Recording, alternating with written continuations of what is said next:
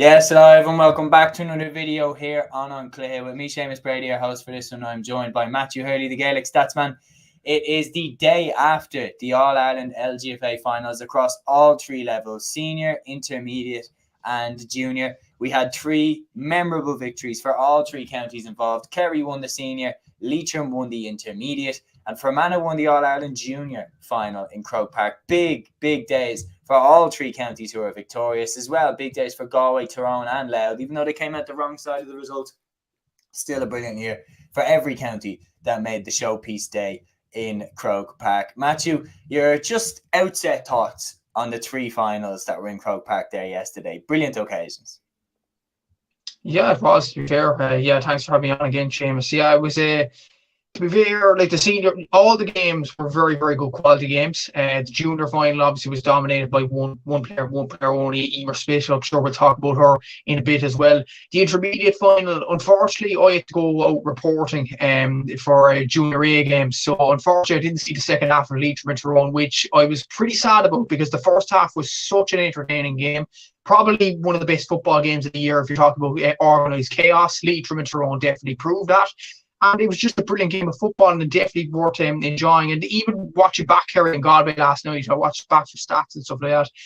Actually, Kerry's brand of football was excellent yesterday. And you just have to hold your hands up and say they're deserved All-Ireland champions. It was a brilliant brand of football they were playing. Brilliant brand of defending as well. Like Katie Cronin showed as well in this All-Ireland final. You don't necessarily have to sit back and make it a boring game of Gaelic football to be very good at defending. You have to put in the blocks. You have to put your opponent under pressure. That's what Katie Cronin and the rest of the Kerry defenders did yesterday. And they deserve everything that they got. Yesterday, Tano Donoghue scoring 1-2 off the bench. Louise Niver-Hurtley, that was a brilliant moment with Declan Quill and Darlong near the end. Like if you're Kerry, if you're Cork, if you're Dublin, you just have to appreciate that. That was just a memorable moment of the year, in my opinion, as well. And it was just a brilliant weekend of ladies Gaelic football. And I suppose there is an argument to be said. There's the latter stages, well, the finals anyway, of the ladies football championship were better than the men's football championship, because when you look at the final of the senior in Bosley, and you were pointing out this in years gone by, Seamus, as well. Armagh, for example, scored 111 and they won the game against Galway last weekend. Galway lost the game in the senior and scored 11 points in less time, in 60 minutes. Kerry scored 314. Galway scored 13 points in the men's. I think it was a much more enjoyable occasion in ladies football, and I think a few tweaks need to be done in men's football. Something needs to be done there. There was a bit of negativity of ladies football coming into the finals. Like the semi-finals weren't the best, but by God, the three of the finals I thought were very, very entertaining watches. And well done to all involved, well done to all the players, the management, and obviously TG Carr for streaming it all year as well. Brilliant job by them. Yeah, no, certainly. It was a great day all around. All of the teams involved did themselves proud. I think Galway would be probably the most disappointed in their performance. I think they definitely have more in the tank than they showcased on the day. But what we're going to do is we're going to jump in from senior and then go to intermediate and then go to junior across the final. So we'll start with the showpiece event for the LGFA, the All-Ireland Senior LGFA final. In 2024, it finished Kerry 314, Galway 11 points. In this game, look, there's absolutely no doubt about it. Kerry were the better team. And there are certain finals that just feel like this team is the best team in the country right now. It felt very like that last year with Cork and Waterford in the All-Ireland Camogie final. Cork blew Waterford away that day. Kerry felt streets ahead of Galway at stages. In particular, the run in the first half. After Olivia Divley pointed in the 8th minute to make it 3-2 to Kerry, Louise Niver-Hurtley scored 4 points in a row, and all of a sudden the gap was up to 7 points to 2. And then by halftime, Aoife Delan's goal made it a goal and 8 points to Kerry, 3 points to Galway. So at halftime, Kerry had completely dominated. And, well, we're in the situation now where Matthew has been booted out of the meeting. I think we're having a slight Wi-Fi issue, but what we're going to do is wait until Matthew comes back. So while I wait for Matthew to return, what we're going to do is talk about the game itself. So coming into this game, I did expect that off the back of the victory over Dublin and off the back of the victory over Cork in the semi-final, that Galway certainly would give Kerry a right good game in this final. But right from the start, it was very apparent that Kerry definitely had their bit between the teeth, especially after last year when they fell short against Dublin in the final. and Matthew's back in the call. Now, Matthew, what I was saying there just before we had the slight little internet connection issue was the moment where Kerry really stamped their initiative on this game was, in my opinion, after Olivia Divley pointed in the 8th minute to make it 3-2 to Kerry. Louise Verherty gets those 4 points, and then by half-time after Aoife Delan's late goal, Kerry are 1-8 to 3 points up at half-time. They'd really stamped themselves down as being the top dogs, and by God, they were the better team and fully deserving of the win. Absolutely. Defensively and offensively, they were absolutely superb, Kerry. And in the first half alone, I think it was 75% shot accuracy in the first half. For a lady football final, for that kind of pressure magnitude, was absolutely outstanding. And you have to applaud Kerry for that. And they raced the lead pretty early on. And it was like Galway couldn't catch them after that. And to be honest, like Galway had a bit of goal chances to one end. I think Emma Reedy missed about 3 chances in front of goal. I think Roisin Nenner missed a chance as well from a free. And those were just confidence suckers from a Galway point of view. Then when Aoife Delan got that goal, it was almost like Kerry have this wrapped up. And it was just an incredible goal, incredible time to get it. And it just gave Kerry a bounce going to the dressing room. And then Hannah O'Donoghue scores that goal in the second half. And if the game wasn't already over, it was over then. And it was just a brilliant attacking display by Kerry, brilliant defensively as well. Like Roisin Nenner and Olivia Divley, every time they went up the pitch, they were halted by brilliant Kerry defence. Katie Cronin leading it from the front, obviously. Ciara Murphy there as well.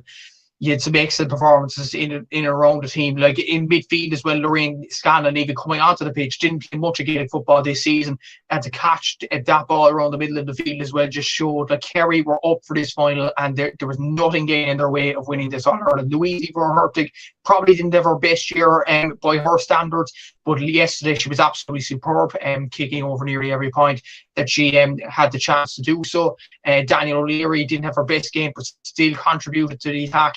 I think Hannah O'Donoghue was brilliant when she came on, not just the 1-2 that she got, but the assist for Emma Deneen's goal. I think it was Hannah O'Donoghue that kicked the ball into Emma Deneen, just a pinpoint accuracy pass, and then Emma stuck the ball into the back of the net. Like all around the pitch, Kerry were absolutely superb. And Galway, there was just no stopping them, this Kerry team, unfortunately for them. And it was almost like Galway didn't perform badly to an extent. It's just things went wrong for them in many ways. I just think Kerry's defence was just absolutely incredible.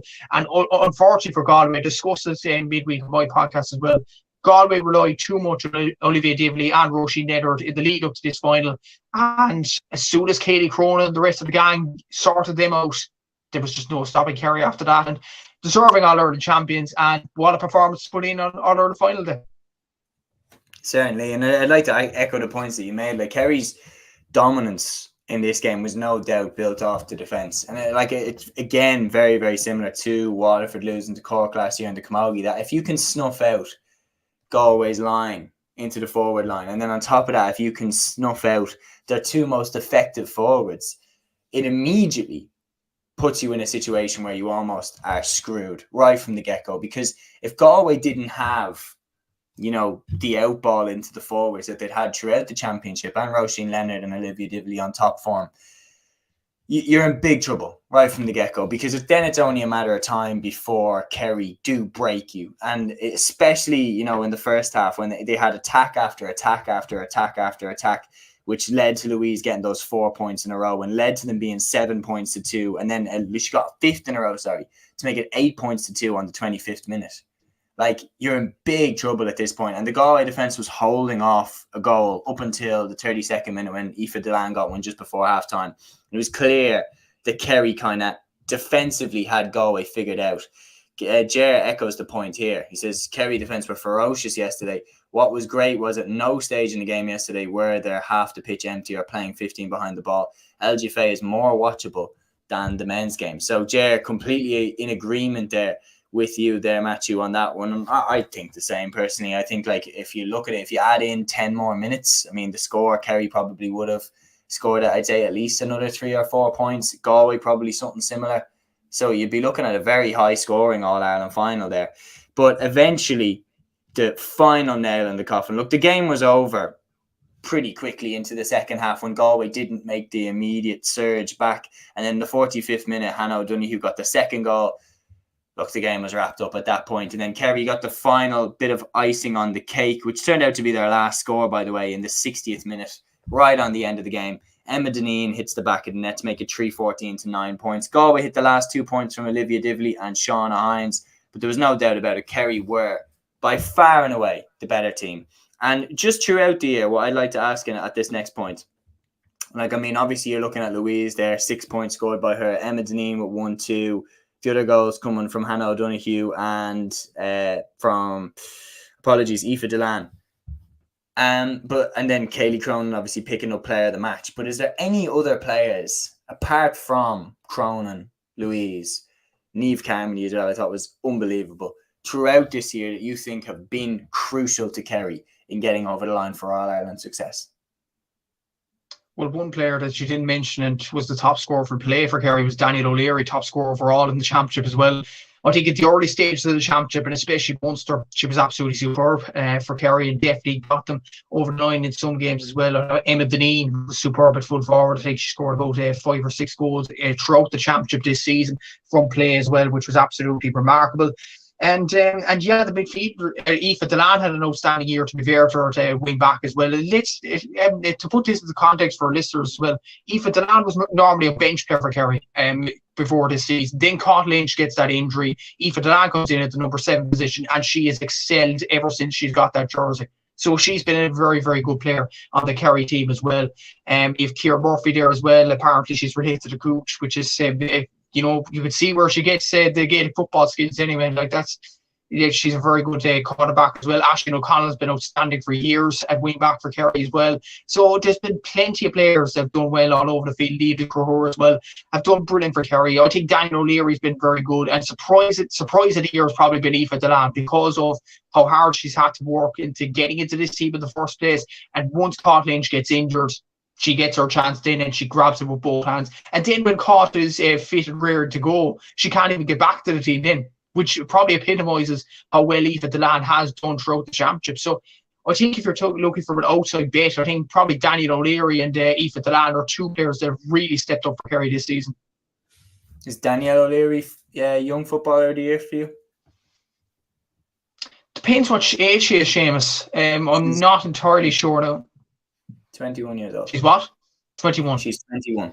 She is. So yeah, she is. I wasn't sure, honestly, what the age I think was. I think you have to be under 22 years of age to be a young player of the year, but you've made that mistake before. But if she is 21, if you are correct there, yeah, she is young player of the year in my opinion. Yeah, top scorer for play. You can't really complain about that, even though some of the hurling fanatics complained that David Fitzgerald wouldn't even get an All-Star despite being the top scorer for play. But there you go. But Daniel O'Leary, yeah, deserves it. Top scorer for play, as I mentioned there. And if she is 21, then yeah, I think she is young player of the year. What a year she has had. Yeah, no, she's been absolutely sensational.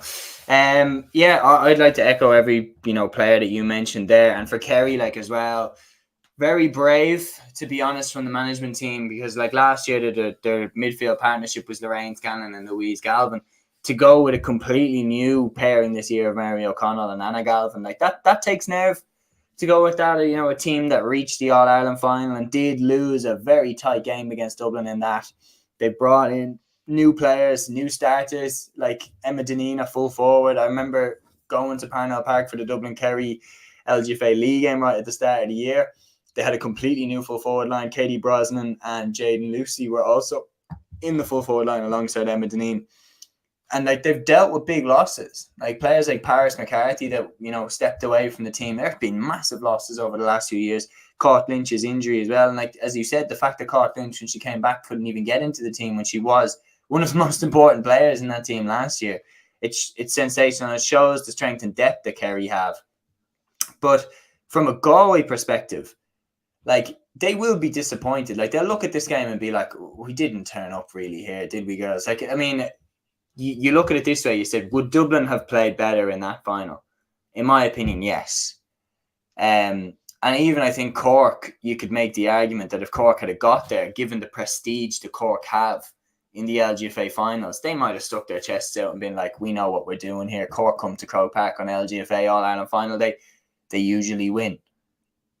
Like, Galway went there, and from very early on, especially when Kerry went on the rampage, with those 5 points in a row from Louise and shot out to 8 points to 2 ahead, like, Galway looked in big trouble from early on. And it just, like, I'd like to ask, like, What exactly went wrong for them? I think their shot accuracy in the first half, and for one thing, was pretty poor. And it wasn't comparable to Kerry, in my opinion. Look, it is like their shot accuracy in the first half.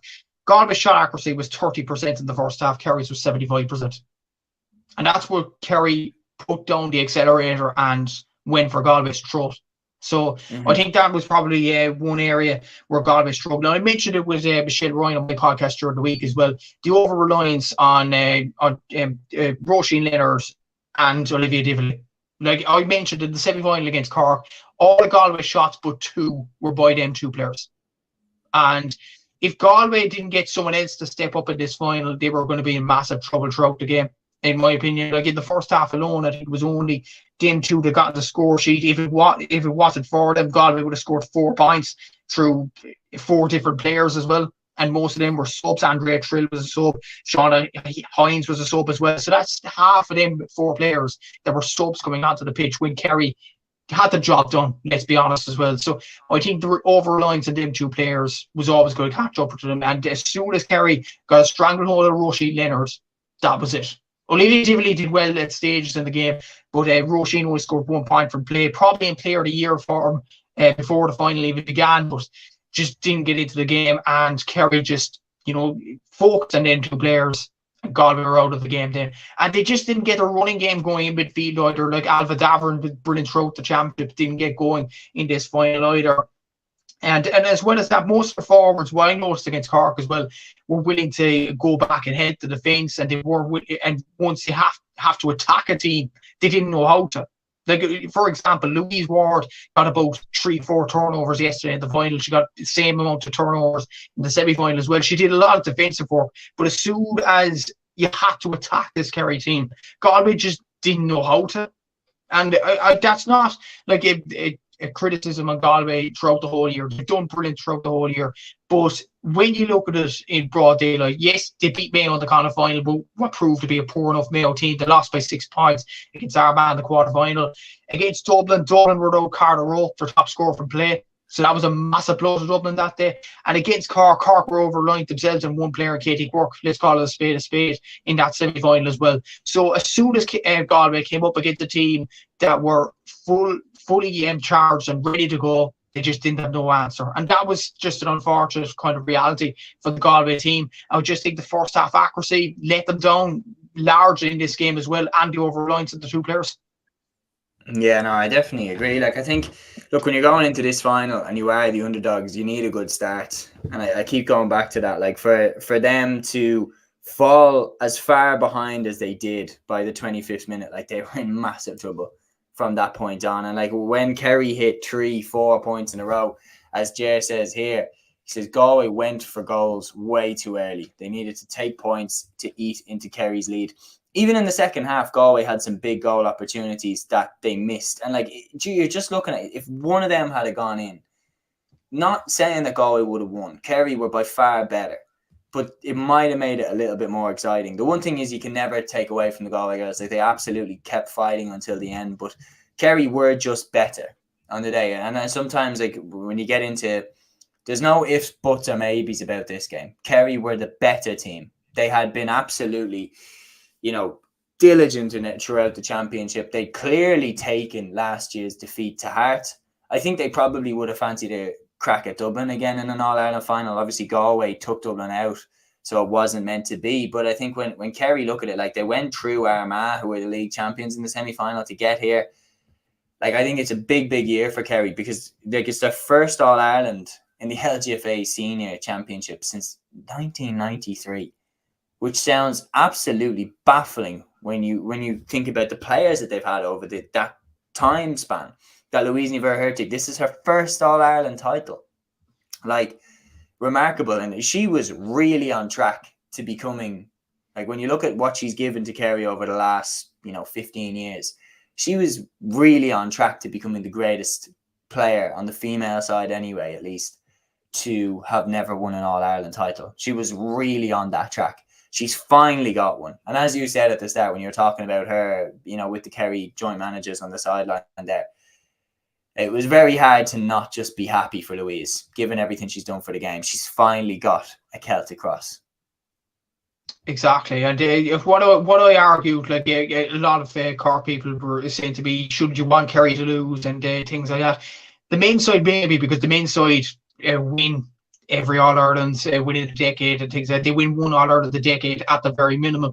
But for the ladies team, this has been 31 years of the making. And Louise Di Verhurtig, I watched her on the pitch against Dublin last year, and I just felt so bad for her, honestly, because she has given so much to the game. She did everything in her power last year to get that Celtic cross last season, even to get that last minute, around the last minute goal against Dublin, but Dublin powered on in the end.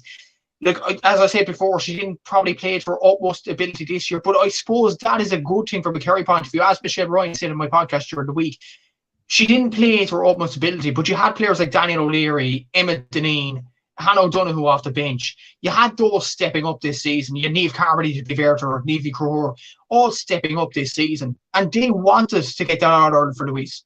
And that just epitomised how good Kerry were as a team, not just an individual last year. At times I was thinking with Kerry last season, and this wasn't a slight on their other panel members whatsoever, or their management team. It was like the Louise show nearly every game. In a good way. Louise was absolutely brilliant in every game, and she was dragging Kerry along with her shooting accuracies. Her scoring tallies were absolutely outstanding. This season wasn't the best, but then you had other players to step up, and that was probably the thing that got me for Kerry this season. To bring in the likes of Emma Deneen, who was in and around the bench last season, but to bring her for the first game against Dublin, to get that goal, first game of the Little National League, and to carry on that form throughout the whole year, deserves a lot of praise, to be fair to her. Daniel O'Leary took up the mantle in the Munster Championship as well when Kerry were struggling in some kind of games. They were behind against Cork at half-time, for example, in the Munster final. And Kerry just had players to step up on the big occasion. And that was probably the main thing that caught my eye for Kerry. But to be honest, for Louise, I'm, even as a Cork fan, or yourself as a Dublin fan, I am absolutely delighted that she's got the All Ireland medal, because she deserves it. She ultimately deserves it. She's been one of the greatest LGFA players in our generation anyway.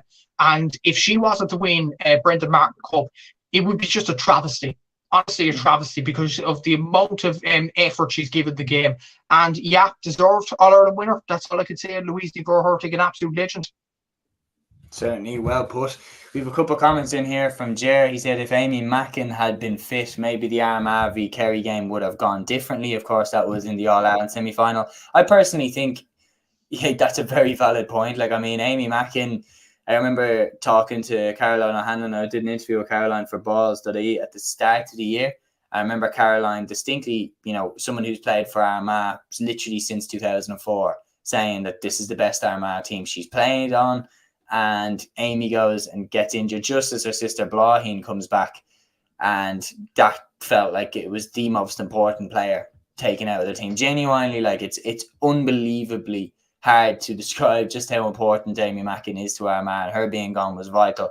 I think Armagh honestly will look at this year and be like, you know what, if we had held on to Amy, if they had got by Kerry, a team that they'd beaten in the league final, if they had got by them in the All-Ireland semi-final, they definitely would have fancied their chances against Galway in that final. And then Jer says here, also, is Amy Mackin now the best ladies footballer at the moment without an All-Ireland medal? Personally, I can't really think of anybody else. Maybe Caroline O'Hanlon probably takes that right now just for her longevity, for how long she's been playing, and she still hasn't got one. But yeah, I probably would lean it to Caroline, but Amy is definitely the most talented. I think that doesn't have one, and probably one of the most talented footballers I've seen. Caroline Dunn also says here, hi lads, Kerry deserve to win that since the start, in my opinion. Yeah, no, they were the better team right out of the gate. And that's the other thing, is that this game is hard to analyse in a way, because there wasn't necessarily, you know, with the hurling final, for example, and with the Dublin Kerry LGFA final last year, there were key moments, like really, really key moments in that game, because Dublin and Kerry last year were so evenly matched, and Dublin got the big moments, which ultimately made the difference. And moments like Hannah Tyrrell's points in the first half, Carla Rowe's point right at the end, Louise Di Verhurtig's goal, like, these were all key moments, but Dublin ultimately got over the line. In this game, Kerry were just the better team. they were just better, and you could spin it 50 different ways. In my opinion, you play that game 10 times, Kerry win it 9 times.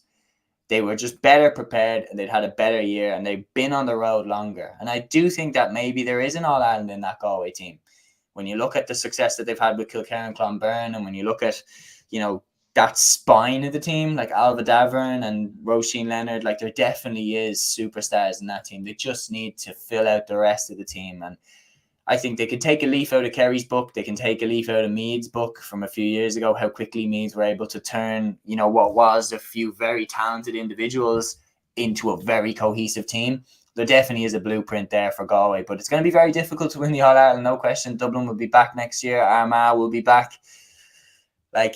Definitely will be difficult. But the question is, in LGFA, Caroline's talking about the hurling final. Also, I think Cork were robbed. Clare were still the better team on the day, in brackets, about the hurling final.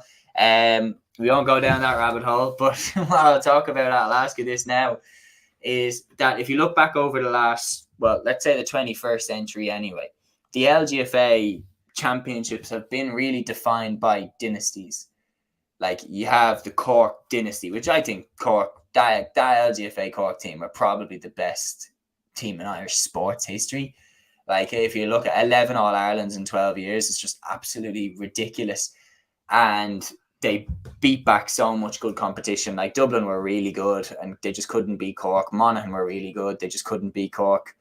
And Cork were just the dynasty of the decade. Cork were that dynasty. Mayo definitely had a couple of good years there. Waterford had them in the 90s as well. Dublin then went on their 4 in a row. And basically, my point is here, Dublin won it again last year, but no dynasty this time. Kerry have won it this year. Could we see another dynasty with this Kerry team? I think, first of all, what will be interesting is how many retirements will be on the Kerry team, because there was a lot of players. There was 2 players in particular, Emma Costello and Louise Galvin, both basically because of family commitments this year. Will they come back next year now that they're All-Ireland champions? Will be interesting to see that. Louise Nivorhurtig, I don't know, honestly, off the top of my head, what age she is exactly. I think it's about 32 years of age, 33, so 34. So yeah, will she go one more? 33. Yeah. Will she go one more year? That's going to be interesting to see. Caught Lynch, after the injury she had this year, will she go one more year? Lorraine Scanlon. It's going to be interesting to see the Kerry panel and how many of them will stick around. I think Katie Cronin's still young enough, so she'll stick around.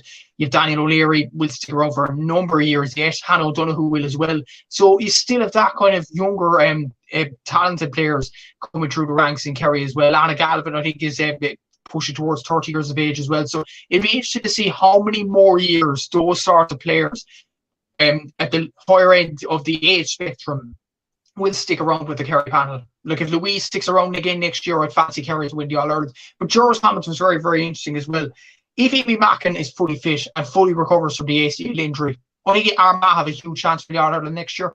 And I said it at the time, as soon as Amy got injured, it was almost like that's a kick in the teeth for Armagh, because she is like what Lionel Messi is to Barcelona. She is what David Clifford is to Kerry's men's footballers. She is an outstanding footballer and one of the best of our generation, one of the best ladies footballers. I know it's recency bias, but probably one of the most skillful ladies footballers I've ever watched. So for Armagh to lose her at the start of the championship season was just such a blow. So I'd imagine if she's back in the team, if Blaheen is fully fit as well next year, I think Armagh will go for it next season. I'm not sure about Galway, Seamus. I'm really not. I think it was kind of a shock that they got to the final this year without Mairead Shoiga, who retired in the off-season, Tracy Leonard, who retired in the off-season, and to go again after unexpectedly getting to a final. I'm not sure is there another All-Ireland final this Galway team, if I'm honest with you. Cork have a good young team, good young players coming through. They had the retirements last year, the long retirements. I don't think there'll be much retirements now on the Cork panel. Dublin, you'd imagine they'll be back. Carla Rose still young enough. Hannah Tyrrell, I'd say there's a few more years left in her. You still have Annabelle Timothy going in and around the camp. Mick Bowen hasn't had any indication of leaving, so I'd imagine they'll be thereabouts again next season. So I think it will revolve around a few things from a Kerry point of view. Number one, how many players will retire? And number two, which teams are ready to step up? Most namely, I think Dublin, Armagh, and if I may say so, possibly Cork if the younger players step up to the mantle, but we'll have to see next season. Yeah, no, I completely agree. And then one more team I'd potentially throw in is Meath if Vicky Walls stays. Like she came back this year. If she sticks it with the Meath LGFA team, they could be a dark horse to get back to the top. But yeah, so to recap on this final, Kerry are the 2024 All-Ireland Senior LGFA champions, beating Galway 3-14 to 11 points in Croke Park. Absolutely no doubt about it. Kerry were the best team in the LGFA in 2024. Their defence was absolutely outstanding in this game. They kept the Galway forwards out. Kaylee Cronin especially was unbelievable at the heart of that defence. Going forward, Emma Deneen with 1-2, Aoife Delan with the goal right on the stroke of half-time. Louise Niver-Hertig, her 6 points made a big difference as well. 5 of them came in a row in the first half as Kerry went from being 3-2 to 8-2 ahead by the 25th minute. And Delan's goal on the stroke of half-time really pushed Kerry out. Hannah O'Donoghue's goal in the 45th minute really put the cap on it. Kerry were going to win the All-Ireland. And then Emma Deneen's goal in the 60th minute was the final nail in the Galway coffin. Galway have done brilliantly to get to the final, but simply put, this was Kerry's year and this was Kerry's time. They're absolutely deserving All-Ireland champions. And for players like Louise Niver-Hertig and Lorraine Scanlon, who've been on the road for a long time with Kerry, I'm delighted for them personally to see them win an All-Ireland title. And Cluiche is another one I throw in there. You know, the service they've given to the kingdom, exceptional. No doubt about it, we're the All-Ireland champions for 2024. Congratulations to the Kerry team. Now we're going to move on to the All-Ireland Intermediate Final. This one was a brilliant game. Leitrim 3-11, Tyrone 3-10 in Croke Park. It's Leitrim's first All-Ireland Intermediate title since 2007. And I have to say, it's definitely a turn up for the books. When you look at it, like, this is a side that played in Division 4 in the league, and now they're going to play in the Senior Championship next season. And they beat a Tyrone side who won Division 2 and are going to be in Division 1 of the league next season. They were just brilliant. And their attack, especially Alva Clancy and Laura O'Dowd, they're unbelievable and worthy intermediate champions. And throw in as well, if you're talking about the context of the whole season, Mira Devani and Michelle Gokian as well. 4 of them players have been absolutely outstanding for Leitrim this year. And I will give credit here to Michelle Ryan, the former Waterford footballer. She did say it on my podcast. She guessed that Leitrim would win this game against Tyrone. She had a gut feeling that they'd do it, and they did do it, in fairness to them. And like, when you look at the ranking, yes, Leitrim had some amazing scores and things like that, amazing performances all over the field. But when you look at league rankings, I know, as you always say, James, GA math doesn't add up, and it's the same for LGFA. But when you look at the league ranking, which I do for the men's football, I probably should do for the ladies' football as well. I did it for the ladies' football leading into this weekend. Tyrone are ranked 8th in the country, according to the Little National League. Leitrim are ranked 28th. To put the context for our viewers here, that'll be like Longford men's footballers beating Armagh. Like, it's just, you know, it's just incredible. You know, the scenes that the Leitrim players felt. I know the Leitrim players were saying afterwards, we probably shouldn't be in Division 4. We do things kind of the hard way. We do things the championship way, first day in the league. But it's just an incredible story. And I put it this way, Seamus, I think this is, and we do our awards at the end of the year, but I think this is a story of the year. I honestly think this is a story of the year. This is an incredible achievement from these Leitrim players. The 4 scores, as we mentioned, and even the story around Charlene Tyrrell, the fullback from Leitrim. She's 37, 38 years of age. 10 years she didn't play the game. She last played the game for Leitrim 10 years ago, in and around that number. She comes back last year, this year, after she had her son Noah Kardashian arrive from off the ball. Postnatal depression, then comes back into the game 10 years later and produces a brilliant performance in this All-Ireland final. She had 5 turnovers in this game alone against Tyrone, and she led the team from the front at fullback. One of the most experienced players of the Leitrim team, was part of that Leitrim team that won the intermediate title in 2007. What a warrior, on and off the field. You have to give credit to her. What a story, in fairness. And you look at the 4 scorers. Mira Devani, soccer player by trade, but she came back to the Leitrim team believing that there'd be an All-Ireland in this team. And by God, was she right. And, you know, the interview on TG Carr from Mira Devani afterwards, again, one of the interviews of the year. I have to say, the raw emotion from her at the end, you have to be delighted for her. Michelle Gokyan, brilliant captain leading from the front, and an excellent kicker of the ball as well. Like, how many ladies footballers can kick a ball from long range like Michelle Gokyan does? It's absolutely outstanding. And I have to give her credit for that as well. Alba Clancy, 2-3 in an All-Ireland final, 1-3 from play, top scorer from play when you look at the whole championship at intermediate level. Outstanding. And Laura O'Dowd, she had a sister, Eilish O'Dowd, who played with the Dublin seniors last year and won the All-Ireland. Who would have thought Laura O'Dowd would follow in her sister's footsteps and win an All-Ireland title this year? It's just the stories that come out of this Leitrim team and the county itself. It's absolutely incredible. And the lift this would give the whole county of Leitrim, being in senior next year. Yes, senior. Leitrim will be a senior team in LGFA next year. It's absolutely incredible, Seamus. And yeah, it's an incredible story. When you look at their scoring records, you probably would be surprised. But when you look at it, like most of the LGFA teams in All-Ireland final weekend had 30 players in the panel. I counted Leitrim's players in the matchday panel in the programme anyway. They had 25 players. And they win the All-Ireland in intermediate.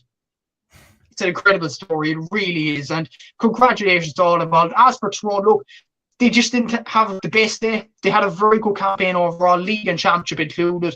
They had a very good championship ever since their second group game against Wicklow, but they just were very, very poor. The day that matters most in front of the post, and probably epitomised by the Chloe McCaffrey shot at the end. It just went agonisingly wide. And look, you have to be awful for the Maria Cannons, Chloe McCaffreys, the EUPHORIA of this world, who played very well at centre forward with 2 goals and 2 points. Ultimately, it's Leitrim's day. But where I say as well, Seamus, before I cross over to you, what a game of football. And please, men's footballers, watch this game and say, chaos football, it's great for the neutral. It's unbelievable to watch. I was going to a junior A game and I didn't want to leave this game. It was incredible. What a game of football. Both sides should be very proud of their efforts. Ultimately, it's Leitrim's day, and congratulations to them. Yeah, no, well said. They like, you're absolutely right. And then to talk about as well, Eilish O'Dowd, like, she was one of the most important players in Dublin's All-Ireland win last season, and she was a massive loss to the team that she wasn't in the squad this season. And like, you look at Dublin went out in the quarter-final, and like, definitely I think Jennifer Dunn missed her midfield partner there. That meant that Lauren McGee had to be moved out of the half-back line. Like, there was definitely a lot that Dublin missed about Eilish O'Dowd, but I can't imagine then how much that would have hurt Leitrim, her being away from the team. Like, they'd take her back in a heartbeat there at midfield. So to still win the All-Ireland is absolutely unbelievable. And the start to the game was absolutely mental. We had 4 goals in the first 24 minutes. Like, Leitrim hit the first score that Leitrim got was in the 10th minute. That was a goal from Laura O'Dowd. Then EUPHORIA equalised for Tyrone with a goal to make it 1-1 each on the 13th minute. Then another goal came from EUPHORIA in the 19th minute to make it 2-3 to 1-1. And then Alba Clancy hit the back of the net 5 minutes later to make it 2-2 to 2-3. So it's just a mental opening half. And then at half time, it eventually was 2-5 to Leitrim, 2-3 to Tyrone after some late scores from Laura O'Dowd, Michelle Gukkian and Alba Clancy. Caroline Dunn says here, it will be a big morale boost for Leitrim. No question about it. Like, that will give the county a boost. And as you mentioned, like, the size of the squad, it's a massive credit to Johnny Garrity and his management team that they've managed to get the best out of this Leitrim crop. Like, they've literally squeezed every drop out of this Leitrim crop that they have right now. In the second half, it was always going to be tense, and Leitrim needed to build up a big lead. Like, there's no question, when you have a team like Tyrone playing against you, with the forwards that they have, like the Maria Canavans and Chloe McCaffreys, etc., like, and Zoe Loughran, you need to build up a big lead because they will get a purple patch. And by the 36th minute, Leitrim were 5 points up. Michelle Gukkian, brilliant score, 2-8 to 2-3. And then Tyrone started to eat into that lead. And one of the key scores was in the 48th minute, a penalty by Alba Clancy to make it 3-10 to 2-6. That shot Leitrim 7 points ahead. But what was crazy here is they only scored 1 more point for the rest of the game. That was in the 51st minute, by Laura O'Dowd. That had them 7 points clear. But you knew Tyrone were going to come back. And just talk to me about the last quarter and the fighting spirit that Tyrone showed. They came oh so close to pulling themselves back. Turbocharged by the Aveen McHugh goal in the 51st minute. And as you said, they were, one more point away from rescuing themselves. Yeah, Toronto deserve a lot of credit for coming back into the game, because a lot of their shots didn't work in this game. Like, they had about, I think by the 50th minute, they had about, I'd say it was 11, 12 wides. They had 13 wides overall. They had 7 drop short as well. Like, it wasn't as if they weren't trying. They had 35 shots inside 60 minutes, Toronto. Like, they had a lot of chances, and they were throwing everything at the Leitrim goal, to be fair to them. Chloe McCaffrey, Maria Cannon, the AWQ's goal obviously gave the boost that they did need. And then they came back into the game, storming back into it, and they, like Sorka Garmley coming off the bench, performed brilliantly. Coming onto the pitch, like Tyrone had a good few subs coming on. Sorka Garmley, as mentioned, Ellie Matney, Emma Conroy, all got a point to the scoreboard, and Tyrone were right back in the game after that. But like, Leitrim nearly threw it away at the end. They lost the ball around the middle of the field. Chloe McCaffrey gets that chance and she kicks it wide, which was so unlike her for the whole season, because she was absolutely superb for the whole season, to be fair to Chloe. But just the miss at the end, it was just agonising stuff. And it was just Leitrim's day. And it was just an incredible game of football. And Tyrone added to it as well, the chaos. It was just an incredible game of football. I have to credit both sides, but Tyrone coming back into the game deserve a lot of credit. They could have easily laid down after the Alva Clancy penalty. They were way down after that. But Tyrone came back and back and back into the game and nearly clawed it back at the end. But what a showing by Tyrone as well, to come back into the game. What a showing by Leitrim to get them out. And what an incredible game of football. And when I was looking at some stat there, I might post on my Instagram later, in the All-Ireland men's football final, between Armagh and Galway, there was 44 shots. Between Leitrim and Tyrone in this intermediate final, there was 62 shots. In 10 less minutes. Yeah. So it's incredible by both sides. They deserve a lot of credit, obviously, but fair play to Leitrim, but fair play to Tyrone as well for the brilliant comeback and the brilliant season. Obviously, Division 1 will take Tyrone on another level next season, you'd like to think. And you'd like to think they would compete with those sorts of teams in Division 1 next season, and they will be the highest ranked team from the Intermediate Championship according to league rankings next year. So they will fancy their chances and go to win the Intermediate Championship next year. So not all is lost. Yeah. No, certainly, and I think they will definitely be able to hold their own, in my opinion, in Division 1. And look, they'll definitely be one of the front runners to get out of the Intermediate Championship next season. But for Leitrim, it is a sensational achievement, and the first Intermediate Championship since 2007. And again, just absolutely hats off to them, hanging on at the end as well to pull off a sensational victory and to claim the All-Ireland Intermediate Championship. Now, moving on to the final one of the 3 finals, the All-Ireland Junior LGFA Football Final for 2024. Fermanagh, 1 goal and 11 points. Louth, 12 points. But as you correctly said at the start of the episode, this game was the Emer Smith show. Out of 111, Emer Smith scored a goal and 9. That would have equalled Louth's tally. But thankfully for Fermanagh, Blahin Bogue also scored 2 points. And Fermanagh, the Erin County are the All-Ireland Junior Football Champions for 2024. A sensational achievement by Fermanagh. They are up into intermediate now for 2025. They nearly threw it away at the end. So Seamus, like, with 2 yellow cards, and now going back into the game, and that Kate Flood goal chance. And it was a brilliant spectacle, this junior final. It was a very good game of football. But all Kate Flood needs to do there is just lob the goal. I know it's easier said than done. You have to lob the goalkeeper there. It was just frustrating from a low point of view. And I think what was the main difference between the sides, as you correctly mentioned there, Emer Smith. Like, Fermanagh had a long range kicker, they had an accurate kicker in their team. Louth just didn't have that on the day. Niamh Rice did well up until this in the championship. Kate Flood did well in this game at Spades in the championship as well. But Emer Smith was just a star of the show. I think it was a 1-9 overall, 10 shots, or 11 shots, 10 taken, 91% shot accuracy. She had the All-Ireland fun of her life, and 10 goals and 50 points in the junior championship, include provincials this season. And add to that, she was the top scorer in Division 4 as well. I have to check that number again. But she's had an amazing year. And she's one of the best forwards, I think, even at junior level, one of the best LGFA forwards in the country. Fermanagh are just lucky to have her. Blahin Bogue as well, outstanding performance by her. And Fermanagh, what I will say as well, they conceded 29 frees across the whole game. And you would say they were cynical at times, but they knew how to create those kind of opportunities. They brought Loud down at every opportunity that they did. And look, Fermanagh just wanted it more. They got over the line, and a brilliant win by them, because they've had heartache over the last few years. The lost to Antrim after replay 2 years ago in 22, the loss against Limerick in the 23 semi-final as well would have been heartbreaking. And then CJ McGorty comes in, obviously Antrim legend in hurling football circles, comes into the team and changed the mentality of it. Like, he's played in Crow Park before, being part of the Antrim team, and the Antrim hurling team played against Cork in 2010, I believe, as well, in the hurling championship for Antrim. So he knows what it's like to be in an inter-county setup, and he got the best out of this Fermanagh team that had some very good players, the Brent Bannons, the Blahin Bogues, the Emer Smiths of this world, a lot of those players as well, deserving all over the middle, and they got it in. Very good performance from Fermanagh point of view. But as you said there, Emer Smith, what more can you say about her but top class talent?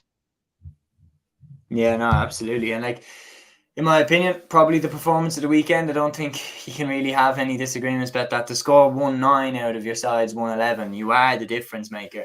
And she is the reason why Fermanagh are the All-Ireland Junior champions. No question about it. You can be as solid as you want in the defence, but if you don't have somebody who's going to finish off the scores for you, you're not going to win anything. And I mean, like, I definitely deserve a reward for that bit of analysis, but it is an incredible display from Emer Smith, like the level of scoring she's done, not only in this final, but throughout the entire championship as well. Kate Flood for Louth deserves a huge shout as well. I mean, 8 points out of Louth's 12, like 66% of their tally. Like, just an unbelievable effort from her, and then unfortunate with the goal chance at the end that it just, didn't go away in the end. But look, for Fermanagh, they're absolutely worthy of being All-Ireland Junior champions for 2024. I've always looked at their team and thought that they would compete at a higher level than the one that they're at, and now they're going to get an opportunity to prove that in 2025. So Fermanagh are the worthy All-Ireland Junior champions. Unlucky to Louth on that one. Leitrim are the All-Ireland Intermediate Football champions. Again, hard commiserations to Tyrone for that. And Kerry are the All-Ireland Senior Football champions for 2024. It's been a pleasure to look back at all of these games. My thank you to Matthew for coming on for another episode. Big thanks as well to Ger Gregan and to Caroline Dunn for all the comments that you guys threw in throughout the video. Guys, that's another episode in the books here on Cluiche. Tune in midweek. We're going to do a preview for the All-Ireland Camogie finals coming up this weekend. And until the next one here on Cluiche, guys, take care.